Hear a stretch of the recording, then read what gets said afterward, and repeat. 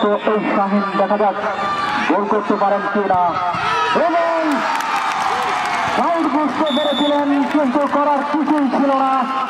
একেবারে গোল রক্ষকে হাতে লেগে 3 পোস্টের শলাকা যেটি বলে থাকি সেটির মধ্যে প্রবেশ করাতে সক্ষম হলেন এবং গোল করলেন। চিন্তা সরকার প্লেসমেন্টটি খুব বেশি যে ভালো ছিল সেটি বলবো না, তবে বারে অনেক গতি ছিল, গতি থাকার কারণে কিন্তু বলটি শেষ পর্যন্ত ওই বল জালের ঠিকানা খুঁজে পাই। শাহিন শতভাগ সফল হয়েছে, অর্থাৎ শাহিন একটি স্কোর করলেন দলের পক্ষে। এবারে দ্বিতীয় শট নেওয়ার জন্য 8 নম্বর দল পরিত খেলোয়াড় মোহনপুর ফুটবল একাডেমির শামিম। এবারে শাহিন গোল করেছেন। শামিম সমতা ফেরানোর জন্য মোহনপুরের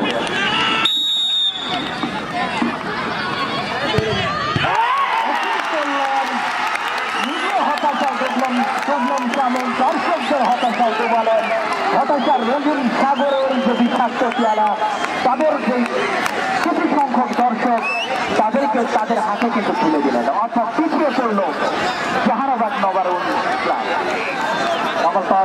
আসলে দর্শকদের হৃদয় যখন টিকটিক করছে, আসলে দুর্গাপুরের ফুটবল, সেখানে কিন্তু দর্শকদের যে আহাজারি আপনি লক্ষ্য করুন। প্রস্তুত হল Liton one man army Durgapur football একাডেমির বুঝতে পারবেন, এবং গোলরক্ষক তিনি কিন্তু সাইড বুঝতে পারলেন এবং এটি কিন্তু গোল করা সম্ভব হলো না। সঙ্গত কারণে কিন্তু ব্যর্থ হলেন জিন্দা সরকার। এই রাজুকে কেন আগামী দিনের রাজশাহীর ক্লাঙ্গনের অন্যতম গোলরক্ষক বলা হয় সেটি আমি কিন্তু বারবার মনে করছিলাম, কিন্তু প্রমাণ পাচ্ছিলাম না। প্রমাণ রাখলেন, এত স্পিড ছিল বলে তিনি একেবারে নিরবধি চোখ রাখলেন এবং রিটনের শটটিকে আটকে দিলেন, অর্থাৎ আবারও কিন্তু সমতা, অর্থাৎ একটি মিস করে ফেলেছেন। এই গোলটি যদি মোহনপুর করে আবারও সমতায় আসবে। রানা খেলোয়াড় তিনি পেনাল্টি শুট আউট করবেন, দেখা যায়।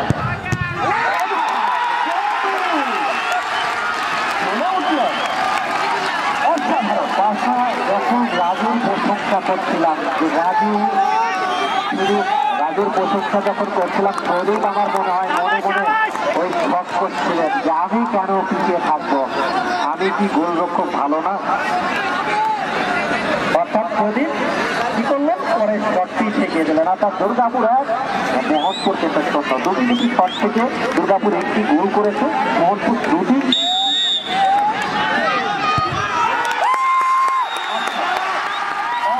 আমি একটু বুঝতে করবো, আপনি প্রদীপের কথা বলছিলেন যে প্রদীপ নাকি আপনার কথা শুনছি, শুনে হয়তো কিন্তু আমি কারো পিছনে থাকি। প্রদীপ হয়তো প্রতিজ্ঞা করেছিল, আইনাল ভাই, বাসা ভাই, চিন্না ভাই, আমি তো ভালো না, ভালো লইয়াই থাকবো, আমি শট ঠেকিয়ে দিয়ে আমি প্রমাণ করবো আমি প্রদীপ, আমি চলতে যাই।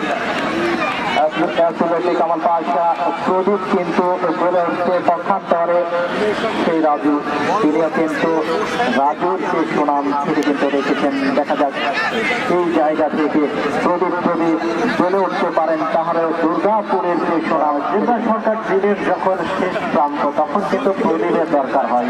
আর অল্প কিছুক্ষণ পরেই সবার কিন্তু প্রদীপের কথা মনে পড়বে, কেননা অল্প কিছুক্ষণ পরে যখন প্রদীপ চালানোর প্রয়োজন হবে তখন প্রদীপের দরকার। আর প্রদীপ আগেই কিন্তু একটু জানান বুঝছেন, আমি প্রদীপ রাতের আধারে আজকে জ্বলবো, দুর্গাপুরের জন্য জয় কিনে আনবো।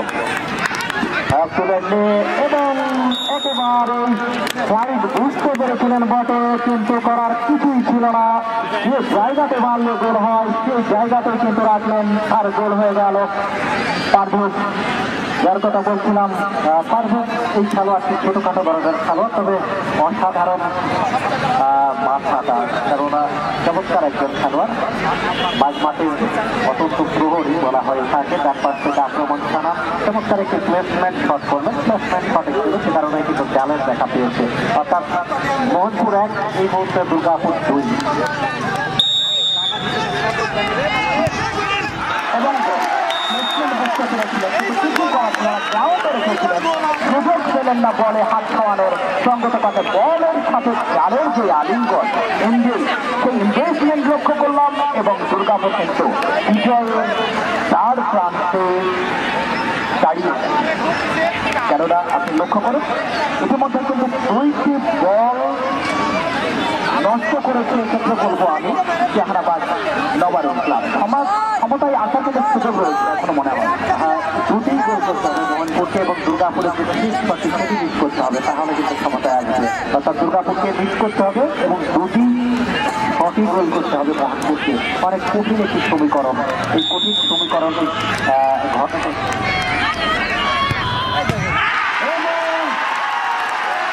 বাধা হয়ে দাঁড়ালো। কিন্তু দুর্গাপুরের জন্য যে প্রদীপ সেটি কিন্তু জানিয়ে দিল, আর দর্শকদের হৃদয়ে যে আকাঙ্ক্ষা লালিত স্বপ্ন সেটির প্রস্ফুটিত হল। দুর্গাপুর ফুটবল একাডেমি কিন্তু জাহানাবাদকে পরাজিত করল টাইব্রেকারের মাধ্যমে। ধন্যবাদ জানাচ্ছি দুর্গাপুর ফুটবল একাডেমিকে, সেই সঙ্গে সঙ্গে ধন্যবাদ জানাচ্ছি জাহানাবাদ নবারুণ ক্লাব মোহনপুর রাজশাহীকে। কেননা সারা দিনের যে খেলা, সারাদিন নয় আজকের যে নির্ধারিত খেলা, নির্ধারিত সময়ের খেলা, সেই খেলাতে কিন্তু দুজনার যে দক্ষতা সেটি দেখাতে সক্ষম হয়েছে পক্ষান্তরে যখন